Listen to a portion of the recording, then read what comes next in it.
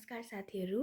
आज चाहिँ म सरकारी आर्थिक कारोबारको प्रतिवेदन यो चाहिँ नासु अनि शाखा अधिकृत सबैलाई महत्त्वपूर्ण टपिक रहेको छ। शाखा अधिकृत चतुर्थ पत्रको खण्ड 3 को लेखा प्रणाली सम्बन्धीको पहिलो च्याप्टरमा आर्थिक कारोबार सम्बन्धी प्रतिवेदनको बारेमा हामीले पढ्नुपर्ने हुन्छ र यो धेरैचोटि परीक्षामा सोधिरहेको कारणले गर्दाखेरि मैले चाहिँ मेरो नोटबाट केही जानकारी दिउँ भनेर यहाँ उपस्थित भएको छु।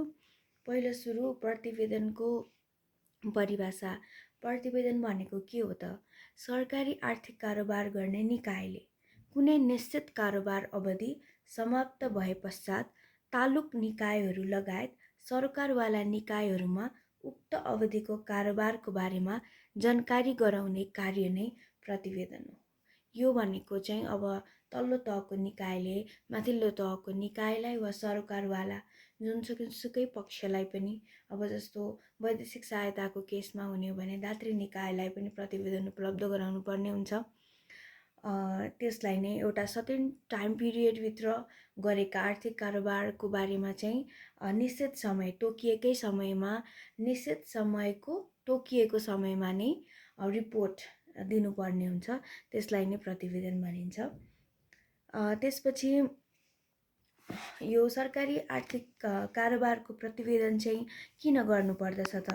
किन आवश्यक हुन्छ प्रतिवेदन गर्नको लागि भन्दाखेरि यसले भनेको निश्चित समयको वित्तीय कार्य सम्पादन र वित्तीय अवस्थाको यकिन गर्दछ। हाम्रो चाहिँ वित्तीय अवस्था कस्तो रहेको छ, वित्तीय कार्य सम्पादन कस्तो रहेको छ, त्यसको बारेमा यसले जानकारी प्रदान गर्दछ। मुख्य भनेको वित्तीय अवस्था, हाम्रो कार्यालयको वित्तीय स्वास्थ्य, वित्तीय अवस्था जे भन्दा पनि हुन्छ, त्यसको अवस्था यसले यकिन गर्दछ। किनभने यसले खर्च र हाम्रो आय र व्ययको हामी यसको विवरण चाहिँ राखेको हुन्छ, फाइनेन्सियल स्टेटमेन्ट हामी तयार गरेका हुन्छौँ। दोस्रो भनेको सरकारी आर्थिक कारोबारको उचित नियन्त्रण गर्न अनि बजेट अनुसार खर्च गर्नुपर्ने हुन्छ। हो त्यस कारणले गर्दाखेरि रिपोर्टिङले के गर्दछ भन्दाखेरि सरकारी आर्थिक कारोबारमा उचित नियन्त्रण राख्न पनि यसले सहयोग गर्दछ। अर्को भनेको नीति निर्माता वा सरकारवाला पक्षलाई समय समयमा वित्तीय सूचना तथ्याङ्क उपलब्ध गराई निर्णय प्रक्रियामा सहयोग पुर्याउँदछ। यसले भनेको डिसिजन मेकिङ प्रोसेसमा पनि हेल्प गर्दछ। कार्य सम्पादन सिलसिलामा देखा परेका कमी कमजोरी त्रुटि समयमा सुधार गरी भविष्यमा नदोहोरिने अवस्था सुनिश्चित गर्न, इरर्सहरूलाई पनि कम गर्नको लागि यो गरिन्छ। प्रचलित कानुनको पालनाको सुनिश्चितता गर्नलाई यसले असर्टेन गर्छ। हामीले कानुनअनुसार चाहिँ वित्तीय विवरणहरू राखिरहेका छौँ वा छैनौँ भनेर यसले असर्टेन गर्दछ। त्यस्तै तरलता व्यवस्थापन वा सञ्चित कोष, सम्पत्ति, ऋण व्यवस्थापन, दायित्व व्यवस्थापन सम्बन्धमा समय समयमा आवश्यक निर्णयहरू गर्नको लागि पनि यसले मद्दत गर्दछ। रिपोर्टहरू त्यसको अध्ययन गरेर नै अनि अर्को आवमा के गर्ने भनेर फिडब्याकहरू पनि उपलब्ध हुन सक्दछ। तसर्थ तरलता व्यवस्थापन, सञ्चित कोष, सम्पत्ति, ऋण व्यवस्थापन, दायित्व व्यवस्थापन जस्ता विषयहरूमा चाहिँ यसले चाहिँ निर्णय डिसिजन मेकिङ गर्न हेल्प गर्दछ। अर्को भनेको विभिन्न चरणको बिचमा तुलनात्मक अध्ययन गरी विभिन्न चरहरूको बिचमा तुलनात्मक अध्ययन गरी विश्लेषण गर्नको लागि अर्थ इकोनोमीमा त भेरिएबल्सहरू हुन्छ, त्यसको कम्पेरेटिभ स्टडी गर्नको लागि पनि यसले के गर्दछ, एनालाइसिस गर्नलाई यसले हेल्प गर्दछ। प्रतिवेदन व्यवस्थालाई समयबद्ध, लागत प्रभावी र गुणस्तरीय बनाउनको लागि पनि हेल्प गर्दछ यसले। त्यस्तै अरू भनेको वित्तीय अनुशासन र पारदर्शिता कायम राख्नलाई, अनि त्यसपछि आन्तरिक नियन्त्रण र अनुगमन मूल्याङ्कनलाई दरिलो बनाउनको लागि, सार्वजनिक स्रोतको कुशल प्रयोग गर्नको लागि, अनि त्यस्तै विनियोजन, राजस्व, झिन्सी, धरोटी, आयोजनाका कारोबारको यथार्थ विवरण चाहिँ प्रस्तुत गर्न, किनकि यिनै कारोबारहरूको नै हामीले प्रतिवेदन गर्छौँ। अब हाम्रो चाहिँ प्रश्न के छ भन्दाखेरि वित्तीय आर्थिक कारोबारको प्रतिवेदन सम्बन्धी कस्ता व्यवस्थाहरू भएका छन् भन्ने प्रश्नमा चाहिँ हाम्रो विभिन्न ऐनहरूमा चाहिँ यो सम्बन्धी उल्लेख गरिएको छ। जस्तै मुख्य भनेको हाम्रो आर्थिक कारोबार तथा आर्थिक कार्यविधि तथा वित्तीय उत्तरदायित्व ऐन 2076, अनि त्यस्तै नियमावली 2077, खरिद ऐन 2063, अनि लेखा निर्देशिका 2073 यिनीहरूले चाहिँ अनि त्यसै स्थानीय सरकार सञ्चालन ऐन यिनीहरूले चाहिँ प्रतिवेदनका विषयमा चाहिँ बोलेका छन्। मुख्य चाहिँ मैले यहाँ दुईटा आर्थिक मुख्य चाहिँ आर्थिक कार्यविधि तथा वित्तीय उत्तरदायित्व ऐन 2076 चाहिँ कस्ता व्यवस्था गरिएका छन् भनेर उल्लेख गर्न जाँदैछु। यसमा चाहिँ दुईवटा कुरा उल्लेख गरिएको छ। पहिलो भनेको चाहिँ स्थानीय तहले योभन्दा पनि पहिला हामीले वित्तीय विवरण र एकीकृत वित्तीय विवरण भनेको के हो भन्ने कुरा बुझ्नुपर्छ। एकीकृत वित्तीय विवरण भनेको चाहिँ महालेखा नियन्त्रक कार्यालयले सबै केन्द्रीय निकायबाट प्राप्त विवरणहरूको आधारमा तयार गरिने वित्तीय विवरणलाई चाहिँ एकीकृत केन्द्रीय वित्तीय विवरण भनिन्छ। यो भनेको मलेनिकाले चाहिँ सबै केन्द्रीय निकायबाट प्राप्त विवरणहरूको आधारमा तयार गरिने वित्तीय विवरण, त्यसलाई एकीकृत वित्तीय विवरण भनिन्छ। र ऐनमा के भनेको छ भने स्थानीय तहले एकीकृत वित्तीय विवरण तयार गरी प्रदेश लेखा नियन्त्रक कार्यालय र कोष तथा लेखा नियन्त्रक कार्यालयमा पठाउनु पर्दछ। मुख्य भनेको स्थानीय तहले कसलाई पठायो? प्रदेश लेखा नियन्त्रक कार्यालय र कोष तथा लेखा नियन्त्रक कार्यालयमा पठाउनुपर्छ। अब कस्ता आर्थिक विवरणहरू पठाउनुपर्छ भन्दाखेरि आफ्नो कार्यक्षेत्रभित्रका कार्यालयलाई नेपाल सरकार र प्रदेश सरकारबाट प्राप्त भएको अनुदान, राजस्व बाँडफाँड अन्तर्गत प्राप्त रकम, आन्तरिक आय, ऋण तथा अनुदान र व्ययको विवरण देखिने गरी एकीकृत वित्तीय विवरण तयार गरी सम्बन्धित प्रदेश लेखा नियन्त्रक कार्यालय र कोष तथा लेखा नियन्त्रक कार्यालयमा पठाउनु पर्दछ। सजिलो छ। स्थानीय तहले चाहिँ एकीकृत वित्तीय विवरण तयार गरी चाहिँ कसलाई पठाउनु पर्छ? प्रदेश लेखा नियन्त्रक कार्यालय र कोष तथा लेखा नियन्त्रक कार्यालयमा। कस्तो खालको विवरण पेश गर्नुपर्छ भन्दाखेरि आफ्नो क्षेत्रभित्रका कार्यालयलाई नेपाल सरकार र प्रदेश सरकारबाट प्राप्त भएको अनुदान, पहिला सुरु चाहिँ नेपाल सरकार र प्रदेश सरकारबाट प्राप्त भएको अनुदान, राजस्व बाँडफाँड अन्तर्गत प्राप्त रकम, अनि त्यसपछि आफ्नो आन्तरिक आय, ऋण तथा अनुदान र व्ययको विवरण। प्रतिवेदनमा इन्क्लुड गर्ने भनेकै आय र व्यय सम्बन्धी विवरण हो। त्यस्तै अब दोस्रो भनेको अब स्थानीय तहले प्रदेश लेखा नियन्त्रक कार्यालयलाई पठायो। अब प्रदेश लेखा नियन्त्रक कार्यालयले चाहिँ विवरणहरू कसलाई पठाउनुपर्छ भन्दाखेरि एकीकृत वित्तीय विवरण तयार गरी मलेनिकालाई पठाउनुपर्छ। र त्यसमा एकीकृत वित्तीय विवरणमा चाहिँ के इन्क्लुड गर्नुपर्छ भने जस्तै पहिलाको जस्तै सेम त्यसलाई नै रिपिट गर्ने। आफ्नो कार्यक्षेत्रभित्रका कार्यालयलाई नेपाल सरकारबाट प्राप्त अनुदान र राजस्व बाँडफाँड अन्तर्गत प्राप्त रकम तथा प्रदेश सरकारको आन्तरिक आय, ऋण तथा अनुदान र व्ययको विवरण तथा प्रदेशभित्रका स्थानीय तहको आर्थिक कारोबारको एकीकृत वित्तीय विवरण तयार गरी मलेनिकामा पठाउनु पर्ने। कसले कसलाई पठाउनु पर्ने भन्ने कुरा यहाँ महत्त्वपूर्ण हुन्छ। माथिल्लो निकायबाट प्राप्त भएको अनुदान र राजस्व बाँडफाँड अन्तर्गतको रकम भयो, अनि आफ्नो आन्तरिक आय भयो, ऋण भयो, अनि त्यसपछि अन्य स्रोतबाट प्राप्त अनुदान र व्ययको विवरण। त्यस्तै प्रदेश लेखा नियन्त्रक कार्यालयले चाहिँ प्रदेशभित्रका स्थानीय तहको आर्थिक कारोबारको पनि एकीकृत वित्तीय विवरण तयार गरी चाहिँ उसले पठाउनु पर्ने हुन्छ।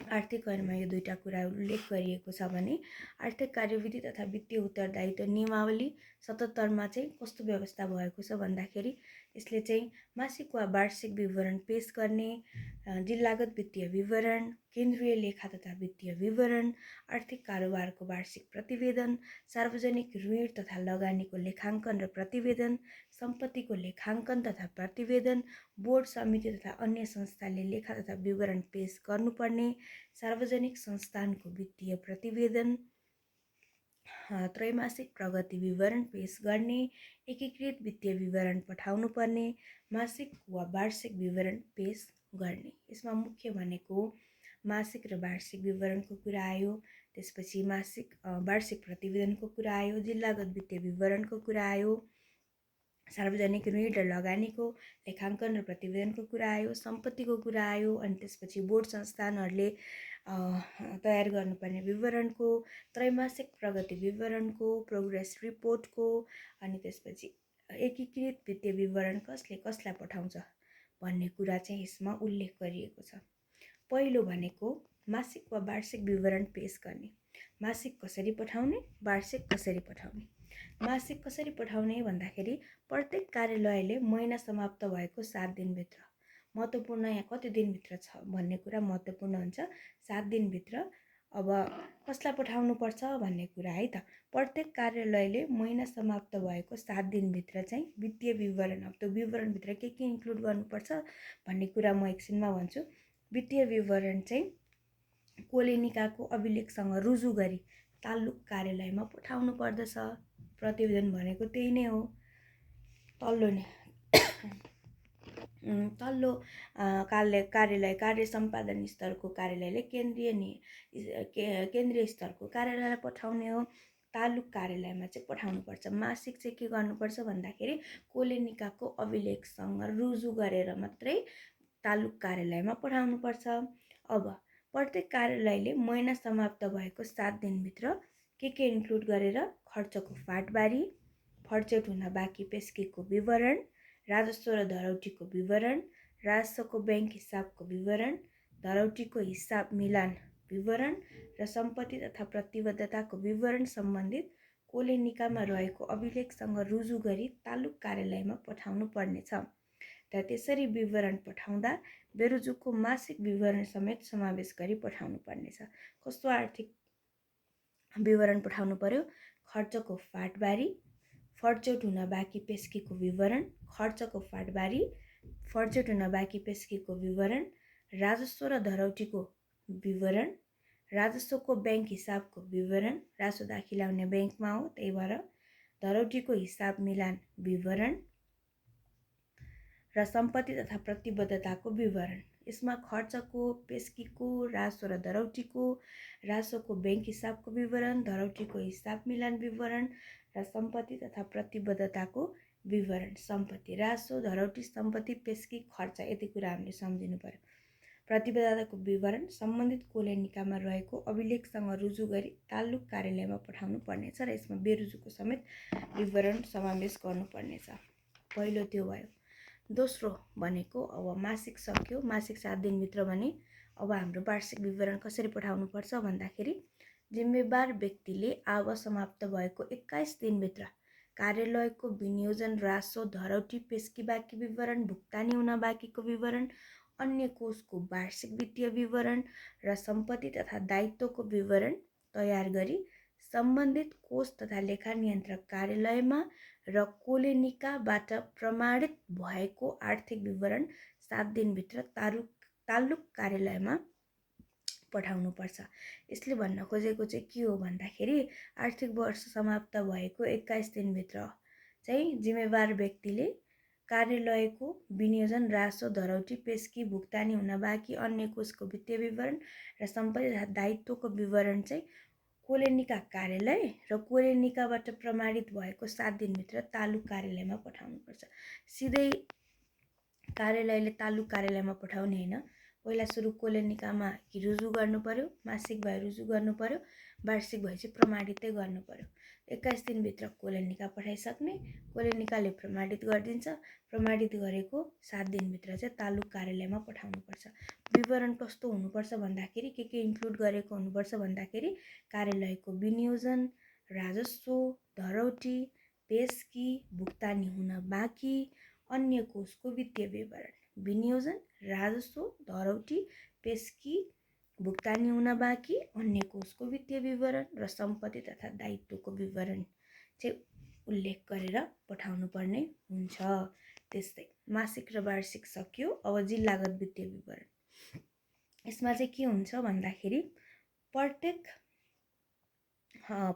केन्द्रीय निकायले चाहिँ राजस्व, धरौटी, वैदेशिक सहायताको भुक्तानी निकासाको विवरण, अन्य कोष तथा सम्पत्तिको छुट्टा छुट्टै अभिलेख तयार गरी सोको प्रतिवेदन चाहिँ अब समाप्त भएको 2 महिनाभित्र मलाई निकायमा चाहिँ पठाउनु पर्ने हुन्छ। प्रत्येक केन्द्रीय निकायले कसलाई पठाउने? मलाई निकायमा चाहिँ पठाउनु पर्ने हुन्छ। कोले निकाले जिल्ला स्थित कार्यालयलाई दिएको भुक्तानी निकासाको आधारमा बजेट शीर्षक र कार्यालयको विवरण छुटिने गरी प्रत्येक केन्द्रीय निकायले नेपाल सरकारको स्रोत, वैदेशिक सहायताको भुक्तानी निकासाको विवरण, राजस्व धरौटी, अन्य कोष तथा सम्पत्ति र प्रतिबद्धताको छुट्टा छुट्टै अभिलेख तयार गरी सोको प्रतिवेदन अब समाप्त भएको 2 महिनाभित्र मलाई निकाय कार्यालयमा पठाउनु पर्ने। यो भनेको चाहिँ बजेटसँग सम्बन्धित भयो। कोले निकाले चाहिँ जिल्ला स्थित जिल्लागत विवरण भनिसकेपछि जिल्लागत कार्यालयलाई दिएको भुक्तानी निकासाको आधारमा बजेट शीर्षक र कार्यालयको विवरण छुटिने गरी प्रत्येक केन्द्रीय निकायले चाहिँ के गर्नुपर्छ भन्दाखेरि नेपाल सरकारको स्रोत, वैदेशिक सहायताको भुक्तानी निकासाको विवरण, राजस्व धरौटी, अन्य कोष तथा सम्पत्ति र प्रतिबद्धताको छुट्टा छुट्टै अभिलेख राख्ने र सोको प्रतिवेदन अब समाप्त भएको 2 महिनाभित्र मलाई निकाय कार्यालयमा पठाउनु पर्यो। यो भनेको चाहिँ जिल्लाको विवरणहरू चाहिँ केन्द्रीय निकायले कलेक्ट गर्छ, अनि त्यो कलेक्ट गरिसकेपछि चाहिँ उसले त्यो प्रतिवेदन चाहिँ अब समाप्त भएको 2 महिनाभित्र चाहिँ मलाई निकाय कार्यालयमा पठाउनु पर्ने हुन्छ। यो चाहिँ जिल्लागत विवरण हो। यो चाहिँ बजेटको जुन निकासा हुन्छ भुक्तानी आदेश दिए पश्चातको हो, त्यो बारेमा चाहिँ बजेट शीर्षक र कार्यालय विवरणको छुटिने गरी चाहिँ केन्द्रीय निकायले चाहिँ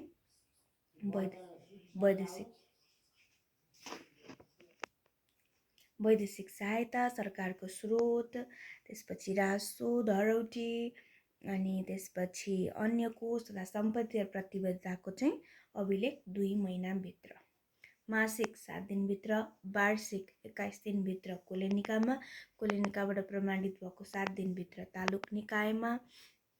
अनि त्यस्तै जिल्लागत वित्तीय विवरण भनेको केन्द्रीय निकायले सबै जिल्लाको कलेक्ट गर्छ। अब त्यसमा चाहिँ बजेट निकासा सम्बन्धी बजेट शीर्षक र कार्यालयको चाहिँ विवरण छुटिने गरी केन्द्रीय निकायले कलेक्ट गरिदिन्छ। अनि त्यो चाहिँ अब समाप्त भएको 2 महिनाभित्र चाहिँ उसले कसलाई पेश गरिदिन्छ भन्दाखेरि मलाई निकायलाई पेश गरिदिन्छ हो। यसलाई नै जिल्लागत वित्तीय विवरण भनिन्छ। त्यस्तै अर्को भनेको अब कोले निकाले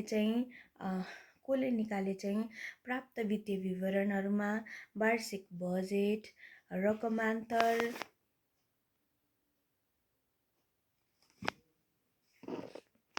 यो चाहिँ मैले सम्पत्तिको लेखाङ्कन तथा प्रतिवेदनको विषयमा भन्दैछु है त। यो चाहिँ कस्तो हुन्छ भन्दाखेरि कोले निकाले चाहिँ प्राप्त वित्तीय विवरणमा वार्षिक, त्यस्तै यो भनेको चाहिँ अब केन्द्रीय निकायले चाहिँ 2 महिनाभित्र मलाई निकायलाई पठायो होइन।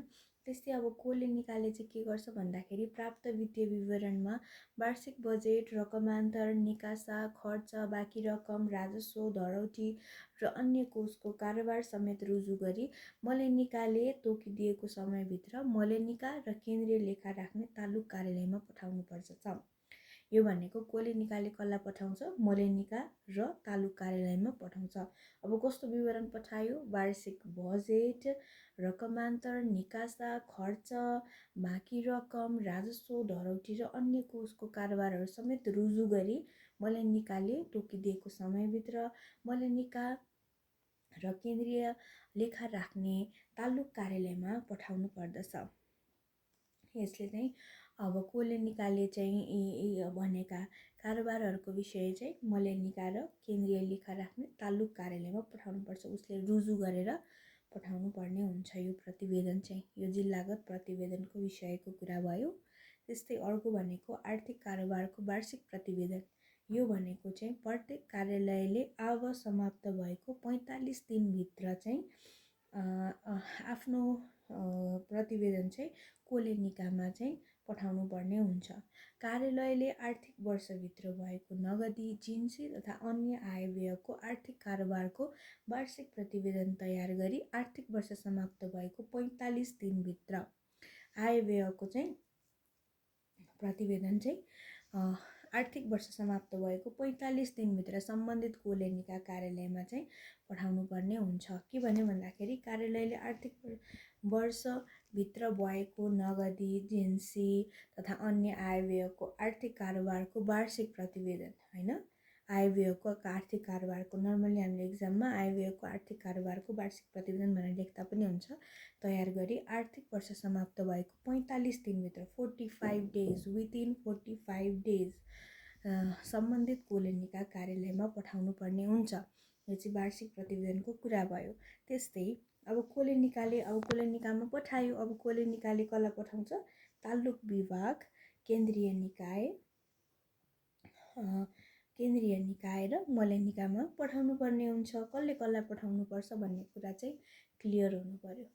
कार्यालयले कोलेनिकामा रुजु गराएर वा प्रमाणित गरेर तालुक कार्यालयमा, त्यस्तै कोलेनिकाले चाहिँ मलेनिकामा, होइन, त्यसरी पठाउनु पर्ने हुन्छ। अनि मलेनिकाले कसलाई पठाउँछ? महालेखा निरीक्षक र अर्थ मन्त्रालयमा पठाउँछ। यो कुरा चाहिँ हामीले बिर्सिनु भएन। त्यस्तै अब कार्यालयले कोलेनिकालाई पठायो, 45 दिनभित्र आवश्यकको। त्यस्तै अब कोलेनिकाले चाहिँ के गर्छ भन्दाखेरि आफ्नो अभिलेखसँग चाहिँ भिडाएर चाहिँ राय र प्रतिक्रिया सहित चाहिँ, होइन, 1 महिनाभित्र चाहिँ तालुक कार्यालय र मलेनिकामा पठाउनु पर्ने हुन्छ। प्रतिवेदन प्राप्त भएपछि कोलेनिकाले आफ्नो अभिलेखसँग रुजु गरी कुनै राय प्रतिक्रिया भए समेत उल्लेख गरी 1 महिनाभित्र, अहिले 45 दिनभित्र, अब 1 महिनाभित्र सम्बन्धित कार्यालयको तालुक विभाग, केन्द्रीय निकाय र मलेनिकाका कार्यालयहरूमा पठाउनु पर्ने व्यवस्था रहेको छ। यो भयो हाम्रो के सम्बन्धी? आर्थिक कारोबारको वार्षिक प्रतिवेदन, होइन। अब यो सम्बन्धित कार्यालयले चाहिँ 45 दिनभित्र कोलेनिकालाई पठाउने, कोलेनिकाले चाहिँ 1 महिनाभित्र चाहिँ तालुक कार्यालयमा पठाउने अनि मलेनिकामा पठाउने।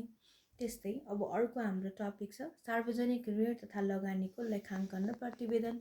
सार्वजनिक ऋण व्यवस्थापन कार्यालयले पिडिएमओले चाहिँ नेपाल सरकारको ऋण तथा लगानीको लेखा विवरण तथा प्रतिवेदन मासिक, त्रैमासिक तथा वार्षिक रूपमा मलेनिका कार्यालय र अर्थ मन्त्रालयमा पेश गर्नुपर्ने हुन्छ। यसले कसलाई पठायो? मलेनिका र अर्थ मन्त्रालयलाई। के सम्बन्धी भन्दाखेरि ऋण तथा लगानीको लेखा विवरण र प्रतिवेदन कसको? नेपाल सरकारको। यो सङ्घीय निकाय हो, त्यही भएर नेपाल सरकारको ऋण तथा लगानीको लेखा विवरण तथा प्रतिवेदन कसरी भन्दाखेरि मासिक, त्रैमासिक तथा वार्षिक रूपमा पठाउनु पर्ने हुन्छ। यो सजिलो छ। त्यस्तै सम्झौता बमोजिम दात्री पक्षलाई आवधिक रूपमा उपलब्ध गराउनु पर्ने प्रतिवेदन मलेनिकाले उपलब्ध गराउने व्यवस्था छ। सिधै पिडिएमओले गर्दैन, यो चाहिँ मलेनिका मार्फत चाहिँ दात्री पक्षलाई चाहिँ रिपोर्ट प्राप्त हुन्छ। यो भयो ऋणको कुरा। अब सम्पत्तिको लेखाङ्कन तथा प्रतिवेदन। केन्द्रीय निकायले आफ्नो र मातहतको कार्यालयको सम्पत्ति तथा दायित्वको अभिलेख राखी वार्षिक विवरण असोज मसान्तभित्र मलेनिकामा पठाउनु पर्ने हुन्छ। सम्पत्ति र दायित्वको चाहिँ वार्षिक विवरण चाहिँ असोज मसान्तभित्र चाहिँ केन्द्रीय निकायले मलेनिकामा पठाउँछ। त्यस्तै प्राप्त विवरणको आधारमा मलेनिकाले कार्तिक मसान्तभित्र नेपाल सरकारको सम्पत्ति तथा दायित्वको एकीकृत वित्तीय विवरण तयार गरी महालेखा परीक्षकको कार्यालयमा पेश गर्नुपर्ने व्यवस्था रहेको छ। कसले कसलाई पठाउँछ भन्ने कुरा मात्रै यहाँ सम्झ्यो भने भइहाल्छ। केन्द्रीय निकायले मलेनिकालाई, मलेनिकाले कसलाई पठायो भन्दाखेरि महालेखा परीक्षकलाई पठाउनु पर्यो।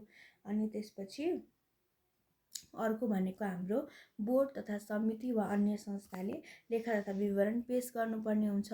यसमा चाहिँ के हुन्छ भन्दाखेरि बोर्ड तथा समितिले चाहिँ अब नेपाल सरकारले दिएको अनुदानको सम्बन्धमा उनीहरूको नियमावलीमा केही व्यवस्था भए सो अनुरूप, अब भएन छ भन्ने चाहिँ नभएको खण्डमा चाहिँ अब यो हाम्रो आर्थिक कार्यविधिले के भन्छ भन्दाखेरि आम्दानी र खर्चको त्रैमासिक र वार्षिक विवरण चाहिँ त्रैमासिक रूपमा 7 दिनभित्र र वार्षिक रूपमा चाहिँ 35 दिनभित्र चाहिँ पठाउनु पर्ने हुन्छ।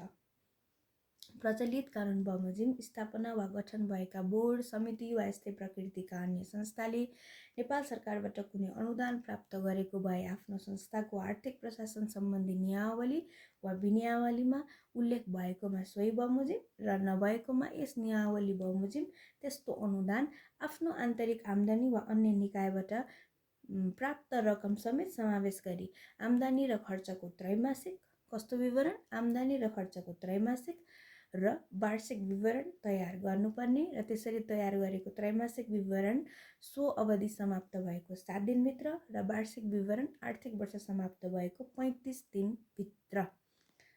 बोर्ड र समितिले 35 दिनभित्र वार्षिक विवरण र अब नेपाल सरकारका कार्यालयहरू यता पूर्ण स्वामित्वका कार्यालयहरू भएदेखि चाहिँ 45 दिनभित्र। त्यस्तै सार्वजनिक संस्थानको वित्तीय प्रतिवेदनका विषयमा सार्वजनिक संस्थानले सम्पत्ति र दायित्वको अतिरिक्त नेपाल सरकारबाट प्राप्त अनुदान, सेयर तथा ऋण लगानी, आन्तरिक आम्दानी, खर्चको वित्तीय विवरण तथा असुल उपर गर्नुपर्ने बेरुजुको विवरण तयार गरी सम्बन्धित मन्त्रालयमा सार्वजनिक संस्थानले चाहिँ सम्बन्धित मन्त्रालय र अर्थ मन्त्रालयमा आव समाप्त भएको 3 महिनाभित्र पेश गर्नुपर्नेछ। सार्वजनिक संस्थानले चाहिँ आव समाप्त भएको 3 महिनाभित्र सम्बन्धित मन्त्रालय र अर्थ मन्त्रालयलाई पेश गर्नुपर्दछ। यस्तो विवरणको आधारमा अर्थ मन्त्रालयले सार्वजनिक संस्थानको वार्षिक स्थिति समीक्षा गरी प्रतिवेदन प्रकाशन गर्नेछ। आव समाप्त भएको 3 महिनाभित्र बोर्ड वा संस्थानले चाहिँ पेश गरिसक्नुपर्छ। त्यस्तै त्रैमासिक प्रगति विवरण पेश गर्ने, बजेट तथा कार्यक्रम कार्यान्वयन गर्ने प्रत्येक कार्यालयले त्रैमासिक प्रगति विवरण तयार गरी केन्द्रीय निकाय र कोलेनिकामा पठाउनु पर्नेछ। कार्यालयहरूले चाहिँ त्रैमासिक प्रगति विवरण चाहिँ केन्द्रीय निकायमा र कोलेनिकामा पठाउनु पर्छ। त्रैमासिक रूपमा यो त्यति गाह्रो भएन। त्यस्तै केन्द्रीय निकायले बजेट शीर्षकको आधारमा त्रैमासिक प्रगति विवरण तयार गरी अर्थ मन्त्रालय र योजना आयोगमा पठाउनु पर्ने व्यवस्था छ।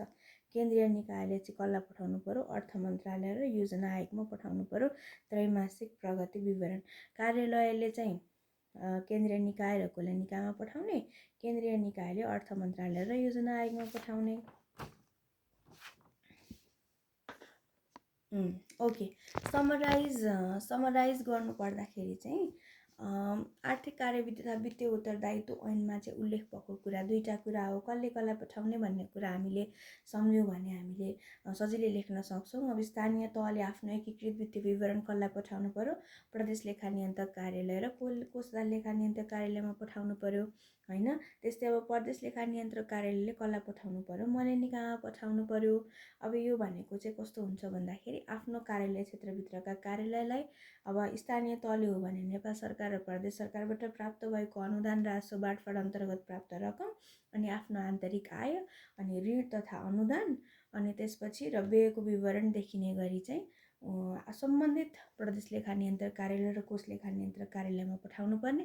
प्रदेश लेखा नियन्त्रक कार्यालयले चाहिँ सेम त्यही नै हो। आफ्नो कार्यक्षेत्रभित्र रहेको कार्यालयलाई नेपाल सरकारबाट प्राप्त अनुदान र राजस्व बाँडफाँड अन्तर्गत प्राप्त रकम तथा प्रदेश सरकारको आन्तरिक आय, ऋण तथा अनुदान र व्ययको विवरण तथा प्रदेशभित्रका स्थानीय तहको आर्थिक कारोबारको एकीकृत वित्तीय विवरण तयार गरी कसलाई पठाउने? मलेनिकामा पठाउने। सजिलो छ। त्यस्तै अब आर्थिक कार्यविधि तथा वित्तीय उत्तरदायित्व ऐनले चाहिँ केका विषयमा बोल्छ? यसले मासिक र वार्षिक विवरणको विषयमा, जिल्लागतको विषयमा, त्यसपछि आर्थिक कारोबारको वार्षिक प्रतिवेदन अनि त्यसपछि ऋण र लगानीको, सम्पत्तिको, बोर्ड र समिति संस्थानहरूको, सार्वजनिक संस्थानहरूको अनि त्रैमासिक रूपमा चाहिँ पेश गर्नुपर्ने प्रगति विवरणको विषयमा कुरा गर्दछ। पहिलो भनेको मासिक वा वार्षिक विवरण पेश गर्दाखेरि मासिक हो भने चाहिँ प्रत्येक कार्यालयले महिना समाप्त भएको 7 दिनभित्र चाहिँ कसलाई पठाउनु पर्यो? तालुक कार्यालयलाई सिधै पठाउने हैन। पहिला चाहिँ कोलेनिकामा रुजु गराउने आफ्नो अभिलेख अनि त्यसपछि पठाउने। त्यस्तै अब वार्षिक हो भने जिम्मेवार व्यक्तिले आव समाप्त भएको 21 दिनभित्र कोलेनिकाबाट प्रमाणित गराउने अनि त्यो प्रमाणित गरेको 7 दिनभित्र तालुक कार्यालयलाई पठाउने। अब जिल्लागत वित्तीय विवरण, जिल्लागत भनेको के हो भन्दाखेरि यो चाहिँ के गर्छ भन्दाखेरि कोले निकाले जिल्ला स्थित कार्यालयलाई दिएको भुक्तानी निकासाको आधारमा चाहिँ बजेट शीर्षक र कार्यालयको विवरण छुट्याउने गरी प्रत्येक केन्द्रीय कार्यालयले चाहिँ के गर्नुपर्छ भन्दाखेरि अब आर्थिक विवरण कस्तो कस्तो भनेको नेपाल सरकारको स्रोत, वैदेशिक सहायताको भुक्तानी, निकासाको विवरण, राजस्व, धरौटी, अन्य खुस्रा सम्पत्ति र प्रतिवेदनको छुट्टा छुट्टै अभिलेख तयार गरी चाहिँ सोको प्रतिवेदन आवाज समाप्त भएको चाहिँ 2 महिनाभित्र मलेनिका कार्यालयमा चाहिँ पठाउनु पर्ने हुन्छ। केन्द्रीय निकायले 2 महिनाभित्र चाहिँ मलेनिकालाई पठाउने। त्यस्तै अब कोलेनिकाले चाहिँ प्राप्त वित्तीय विवरणमा चाहिँ वार्षिक बजेट, रकमान्तर, निकासा, बजेटसँग रिलेटेड भएको कारणले गर्दाखेरि खर्च, बाँकी रकम, राजस्व, धरौटी र अन्य कोषको चाहिँ कारोबार समेत रुजु गरी चाहिँ मलेनिकामा पठाउनु पर्यो र तालुक कार्यालयमा पनि पठाउनु पर्यो। अब वार्षिक प्रतिवेदन भन्यो भने चाहिँ अब प्रत्येक कार्यालयले अब समाप्त भएको 45 दिनभित्र चाहिँ कोलेनिकामा पठाउने। त्यस्तै कोलेनिकाले चाहिँ आफ्नो अभिलेखसँग भिडाएर चाहिँ राय प्रतिक्रिया सहित चाहिँ अब 1 महिनाभित्र चाहिँ तालुक विभाग, केन्द्रीय निकाय र मलेनिकामा चाहिँ पठाउनु पर्ने हुन्छ। अनि अब त्यस्तै ऋणको हकमा चाहिँ अब सार्वजनिक ऋण व्यवस्थापन कार्यालयले चाहिँ नेपाल सरकारको ऋण तथा लगानीको चाहिँ लेखा विवरण र प्रतिवेदन चाहिँ मासिक, त्रैमासिक र वार्षिक रूपमा चाहिँ मलेनिका र अर्थ मन्त्रालयमा पठाइदिने। अनि त्यसपछि अब दात्री पक्षलाई आवधिक रूपमा चाहिँ उपलब्ध गराउनुपर्ने प्रतिवेदन चाहिँ मलेनिकाले नै प्रदान गर्नुपर्छ, उपलब्ध गराउनुपर्छ। अब सम्पत्तिका हकमा केन्द्रीय निकायले चाहिँ सम्पत्ति र दायित्वको वार्षिक विवरण चाहिँ मलेनिकामा पठाउने। मलेनिकाले एकीकृत वित्तीय विवरण, सम्पत्ति र दायित्वको विवरण महालेखा परीक्षकमा पठाउने।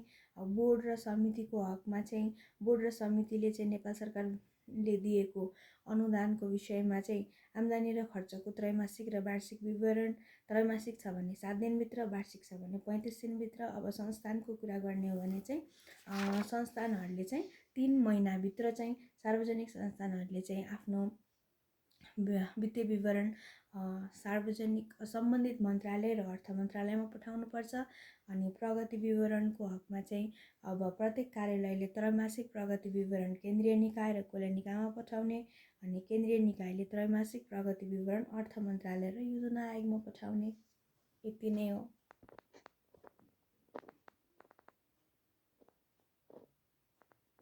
अलि सम्झिन गाह्रो जस्तो लाग्छ तर बिस्तारै आउँछ।